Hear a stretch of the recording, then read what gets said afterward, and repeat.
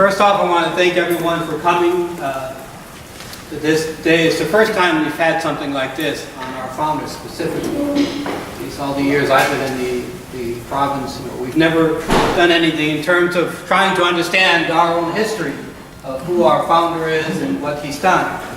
And we're one of the expert people on our founder is, of course, Father Edmund Hogan, of the Irish province. He is entitled IGNACE, the way of saying IGNACE LISSNER, and the Society of African Missions in the United States of America. And our starting point must be the southern states at the turn of the 19th century, because that's where he went first. That's where the S.M.As went first. And the southern states for Catholics was not a very comfortable place at that time. The ethos in the southern states was Protestant and anti-Catholic.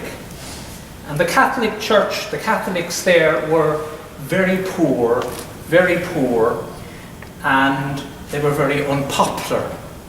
And their priests and bishops and the Catholics generally were very preoccupied with just surviving.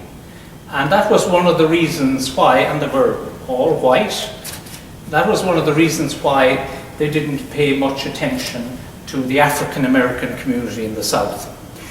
Another reason, and the other reason was that even if conditions were much more favourable, there was racial prejudice among the white Catholics, racial prejudice among the Catholics, among the clergy, and even among some of the bishops. So there was no great enthusiasm. However, there were a number of prophetic voices around in America at that time, in the States, some of them in the South, some of them in the North. One of them you might have heard of was Bishop John England of Charleston, North Carolina. He was very notable. He was very worried about those freed slaves who had emigrated to what is now Liberia, and he was very anxious that he was writing to Rome saying we need to send chaplains out to these people, and that actually was the origins of the mission in Liberia. Another man noteworthy at this time was Peter Kenrick. He was Bishop of St. Louis. A third man that we must mention was Augustine Vero. He was the Bishop of Savannah. And finally, we must mention the Cardinal James Gibbons. He was the Archbishop of Baltimore. Now, this is important, that in the year 1866, there was a meeting of all the American bishops. 44 of them turned up to the meeting in Baltimore. And the man who prepared the meeting was the Archbishop of Baltimore, the Cardinal Gibbons.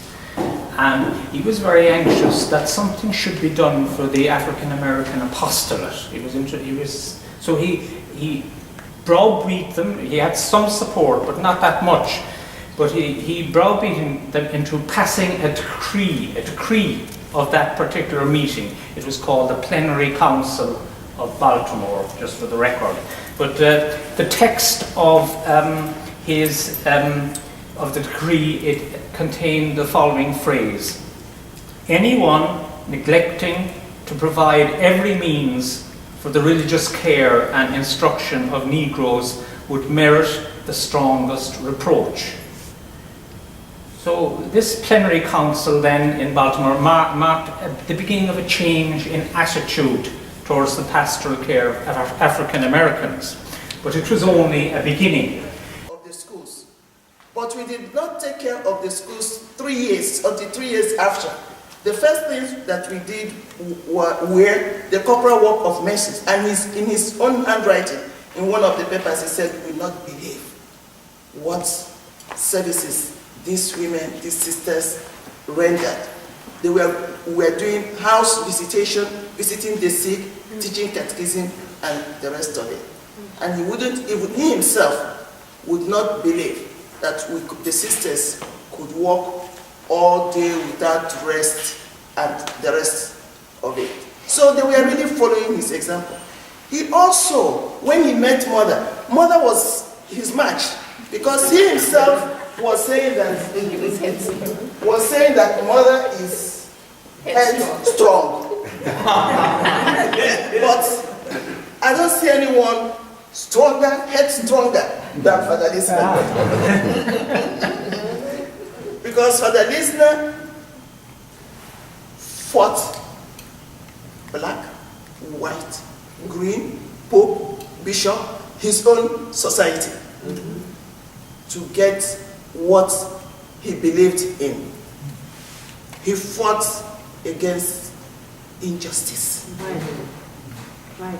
And today, the community, in 2010, we decided, after the chapter of 2010, we decided to go back to our foundation. And now we are moving on.